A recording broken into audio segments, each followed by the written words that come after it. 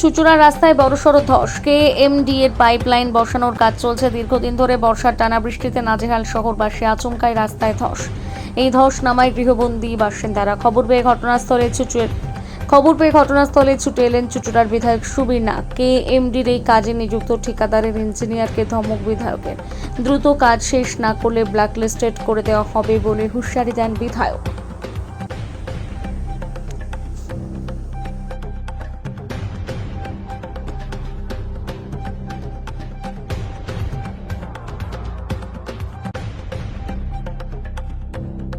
তারপরে আবার রাস্তা হয়েছে, আবার 1 মাস যাওয়ার পর আবার পরিকল্পনার জন্য আবার নতুন করে কাজ। বারবার টাকা খরচ করা হচ্ছে, মানুষের করের টাকা যাচ্ছে, কোনো পরিকল্পনা নেই। দেখুন, আমরা আজকে প্রথমেই এ কথাটা বলেছি যে একটা রাস্তা তৈরি হয় আর সেই রাস্তাটা তৈরি হওয়ার 2-3 মাসের মধ্যেই আবার আগের অবস্থায় ফিরে আসে। সেই গর্ত, সেই খানাখন্দ। আগের যারা কন্ট্রাক্টর ছিলেন তারা প্রচুর টাকা তৃণমূলের নেতাদের দিতে হতো, আর দিতে হতো বলে গুণগত মানটা অত্যন্ত খারাপ হতো। একে তো শিডিউল ছিল অত্যন্ত পুরনো, কন্ট্রাক্টর কাজ করে তাদের লাভ পেতেন না। শুধু তাই নয়, শিডিউল পুরনো, তার সাথে সাথে আবার এটাও ঠিক যে প্রচুর টাকা তাদের তোলা দিতে হতো। অতএব দুটোই মিলিয়ে কাজ করবার জন্য মানুষের জন্য পয়সা থাকতো না।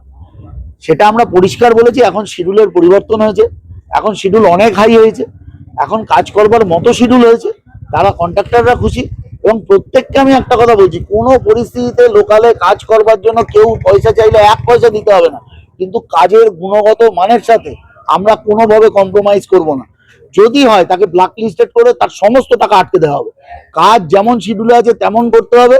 এবং যদি কোথাও কাজ করতে গিয়ে দেখা যায় যে সেখানকার মাটির অবস্থা খারাপ, সেখানে কিছু আরো অবস্ট্যাকলস আসতে পারে, সেখানে প্রিপারেশন নিয়ে মানুষের যাতে অসুবিধা না হয়, মানুষ যাতে অসুবিধা না পড়ে, সেরকম সমস্ত প্রিপারেশন নিয়েই কাজ করতে হবে। দেখুন, গতকাল আমাদের যেখানে ধস নেমেছে সেখানকার 3-4 জন বাসিন্দা আমায় ফোন করেছিল, তারা ছবিও পাঠিয়েছিল। এটা আমাকে করেছে ওই সকাল 9টা নাগাদ। আমরা সঙ্গে সঙ্গে এডিএম কে জানাই। এডিএম এর ঘরে কালকে আমাদের হুগলি চুঁচুড়া মিউনিসিপ্যালিটির ইঞ্জিনিয়ারদের নিয়ে আমরা একটা বসি, আমাদের মধ্যে আলোচনা হয়। আজকে আমরা তার ইন্সপেকশনে এসেছি। এবং এটা একটা ভয়াবহ ব্যাপার যে কেএমডি এখানে কাজ করছে, তারা রাস্তা খুঁড়ছে, রাস্তা খোঁড়ার পর সেটাকে রেস্টোরেশন করা, সেটাকে আগের অবস্থায় ফিরিয়ে দেওয়া, এটা তাদের দায়িত্ব। কিন্তু মাসের পর মাস শুধুমাত্র কতগুলো ইট ফেলে দিয়ে সেটাকে এরা চলে যাচ্ছে। আর আমার এলাকার মানুষ বিপদে পড়ছে, কখনো টোটো উল্টে যাচ্ছে, কখনো অ্যাক্সিডেন্ট হচ্ছে। তো আমরা আজকে তাদের ইঞ্জিনিয়ারদের ডেকে কথা বলেছি যাতে ইমিডিয়েট চুঁচুড়ার রাস্তাঘাট ঠিক করা যায়। আর ধসের ব্যাপারে যতটা ধস আছে আজকের মধ্যে এরা স্যান্ড ফিলিং করে, পুরো ফিলিং করে যাতে অসুবিধা না থাকে, আর সেই ব্যবস্থা করবে। তারা কথা দিয়েছে, তাদের ইঞ্জিনিয়াররাও এসছে। এখন যেখানেই এরকম, এটা 1-2 জায়গায় না, অনেক জায়গায় এরা রোজ মাঝে মধ্যে মাটি খুঁড়ে নানা রকম পাইপ বসাচ্ছে। পাইপ বসানোর পর সেটা কথা হচ্ছে বালি ফিলিং করার, মাড ফিলিং করার ফলে কি হচ্ছে, একটু বৃষ্টি বা ভেতরে লিকেজ হলেই মাটিটা বসে যাচ্ছে এবং সেটা মানুষের বিপদ হচ্ছে। দায়িত্ব নিয়ে কাজ করলে মানুষের যাতে অসুবিধা না হয় সেটাও দেখা আমাদের দায়িত্ব।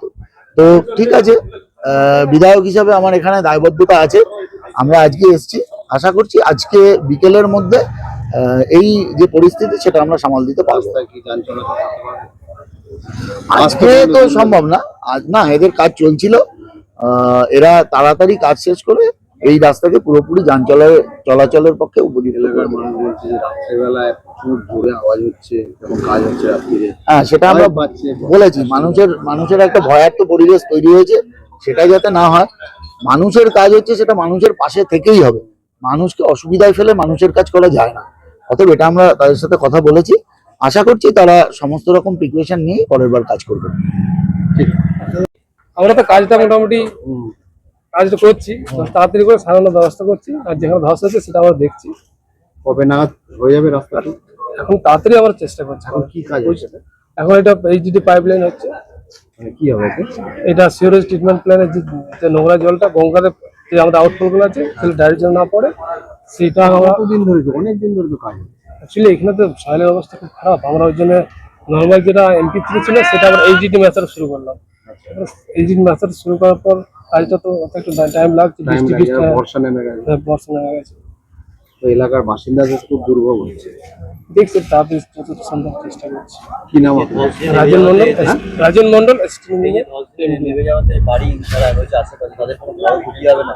না না না, তার জন্য আমরা প্রিপারেশন নিচ্ছি, তাড়াতাড়ি করে তো বাড়ি বাড়ি হেলে পড়বে না তো? না না না, আমরা সেটা ফ্ল্যাট রয়েছে এরকম। না, তার প্রিপারেশন নেওয়া হবে না। খারাপ অবস্থাতেই আছি। মানে আমার বাড়িটাই হচ্ছে মোস্ট অ্যাফেক্টেড, কারণ ওইখানটাতেই গর্তটা করা হয়েছে। মানে এটা প্রায় 1 সপ্তাহের উপর ধরে চলছে। মানে বাড়ি থেকে বেরোতেও পারছি না, কিছুই না। যতবার বলছি যে কি প্লেট ফেট বা দিন কোনো নেই, তাই এই বালি কালকে বিশেষ করে বলেছে যে কাল সকালে বালি আসবে, বালি ভরবে, তাহলে আমরা বেরোতে পারবো।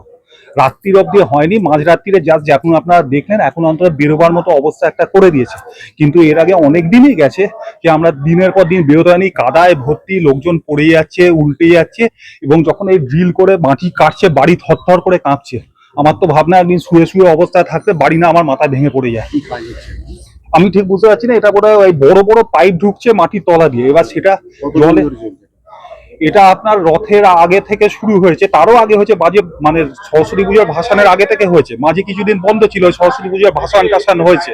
ওই মাটি তুলতে গিয়ে কি ধস নেমে যাচ্ছে? পুরো, এবং শুধু তাই না, হতেই পারে কাজ করতে গিয়ে ধস হয়েছে, তো তার তো একটা প্রিকশন নিতে হবে। আমরা যারা বাড়ির মধ্যে আছি আমরা কি বেরোতে পারবো না 3-4 দিন? বাসিন্দারা তো একদম অবরুদ্ধ হয়ে গেছে। অবরুদ্ধ না, একটা খুব বড় অ্যাক্সিডেন্ট হবে। এই যে তলা দিয়ে ইলেকট্রিকের হাই টেনশন লাইন যাচ্ছে, ওই লাইন এফেক্টেড হয়েছে। এখন যে আমাদের ইলেকট্রিক সার্ভিস আছে সেটা কিন্তু টেম্পোরারি, জলের পাইপ ফেটে গেছে, অ্যাম্বুলেন্স জলের না কি করে ঢুকবে, মানুষ যেতে পারছে না। আজকে তো তাও একটু পরিষ্কার করেছে বলে এইখান দিয়ে যেতে পারছেন, কাল অব্দি কাদায় ভর্তি ছিল, লোক যেতেই পারতো না। এমার্জেন্সি রোড তো। হ্যাঁ, ইমার্জেন্সি রোড, যে কোনো আগে মানে ভিআইপি রোড, এটা এখান দিয়ে সব মিনিস্টার আগে চুচো মাঠে কাটা হলে এই রাস্তা দিয়েই যেত। এখন মানুষও যেতে পারবে না, হেঁটেও যেতে পারবে না। জায়গাটার নাম কি? বাবুগঞ্জ শিবতলা। কবে নাগাদ ঠিক হবে? কোনো জানি না কবে এই নরক যন্ত্রণা থেকে আমরা বেরোতে পারবো, জানি না। এমডিএ করছে। তাই বোধহয় এমডিএ করছে।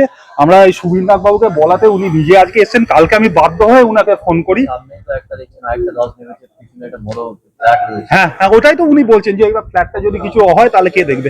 আমার বাড়ি থরথর করে কাঁপে। আর আরেকটা হচ্ছে রাত্রির বেলা কাজ হয়, ওই বড় বড় এইগুলোর আওয়াজ হয়, এ হয়, রাত্রিরে রাতের পর শুতে পারি না, আর বাড়ি কাঁপে। তখন নীলাব্জ ঘোষ, আমার বাড়িটাই সবচেয়ে এফেক্টেড।